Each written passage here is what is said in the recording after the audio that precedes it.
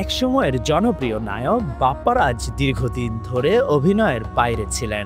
অভিনয়ের প্রস্তাব পেলেও মন মতো না হওয়ায় নাম লেখাননি কোনো সিনেমায়। এবার ওয়েব সিরিজ রক্ত ঋণ নিয়ে ফিরছেন এই নায়ক।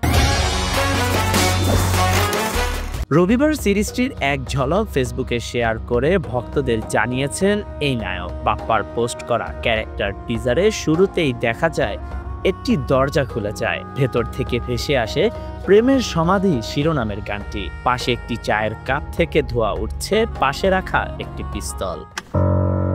অনেক তো বিরহ হলো।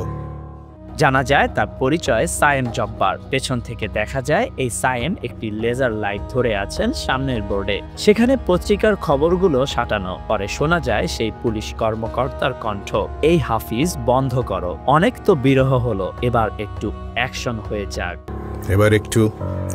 হয়ে যাক। চমক দিয়ে সেই জব্বার চরিত্রে সামনে আসেন বাপ্পারাজ।